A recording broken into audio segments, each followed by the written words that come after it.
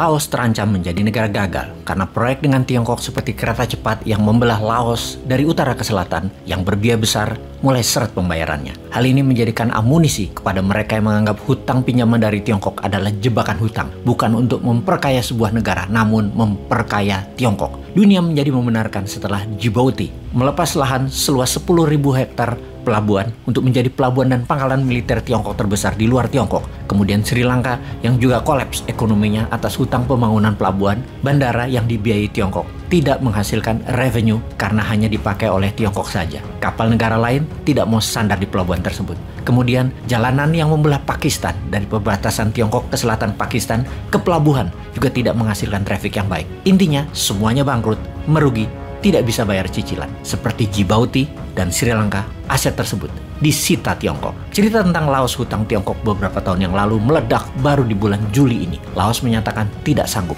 default. Ini menjadikan amunisi bagi pengkritik China debt trap diplomasi, dalam tanda kutip, yang dengan lantang mengatakan, "Tuh kan, gue bilang juga apa?" Dapat dipastikan, ke depan proyek Tiongkok di Laos diambil alih Tiongkok selama 50 tahun ke depan. Laos tidak perlu membayar cicilan dan pokok, namun selama 50 tahun dikelola Tiongkok aset-aset pembangunan tersebut, salah satunya kereta cepat di Laos, diambil Tiongkok. Pastinya, Laos memiliki hutang 14,5 bilion dolar. Kecil memang kalau dalam ukuran dagang, namun Laos bukan negara eksportir kelas dunia. Hutang yang bernilai 14,5 bilion cukup membuat ekonomi Laos terganggu, karena 14,5 bilion adalah 88% dari nilai GDP negara Laos. Dan itu hutang jadi besar sekali nilainya. Sudah kategori berbahaya. Ini yang membuat pengkritik debt trap Tiongkok selalu mengingatkan, Tiongkok memang menarget negara yang tidak mampu bayar untuk membuat atau membangun hal yang kurang terlalu dibutuhkan negara tersebut, namun memiliki pengaruh politik atas pejabat yang berkuasa agar terlihat keren dan terlihat membangun. Kembali ke Laos, proyek kereta api dari ibu kota Laos, Vientiane, ke kota di Tiongkok, Kunming, senilai 6 bilion dolar adalah muasal masalahnya, di mana diharapkan kereta itu akan mulai menghasilkan keuntungan di tahun 2027, dan untuk membiayainya, Laos berhutang 100% ke Tiongkok.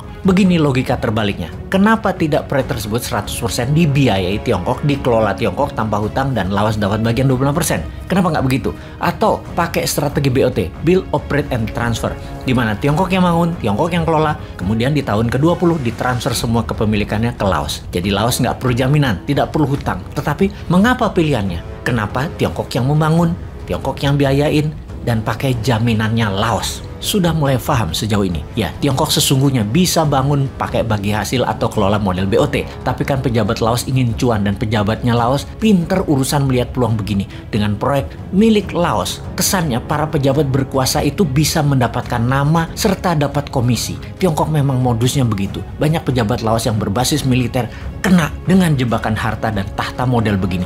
Untung di Wakanda enggak ya. Dalam sebuah studi dari Nikkei ASEAN Review, proyek ini sesungguhnya tidak menguntungkan. Mahal biaya transfer tersebut di atas kemampuan bayar rakyat Laos. Kemudian cara bayarnya yang aneh, bukan berdasarkan omset kereta tersebut, namun dicicil lunas hingga tahun 2025. Hal ini yang membuat lumpuh uang beredar di Laos. Hanya untuk bayarin hutang proyek tersebut, Laos kering uangnya. Akibat cash tunai terbatas, impor kebutuhan utama Laos akan BBM dan pangan terganggu, menjadi Laos saat ini inflasi meningkat tinggi sekali hingga 13%, terburuk dalam 20 tahun ini, dan mata uang Laos, KIPS, terdevaluasi 40% dalam setahun ini. Tahun lalu, 1 dolar adalah 9.400 KIPS. Sekarang 1 dolar 15.000 KIPS.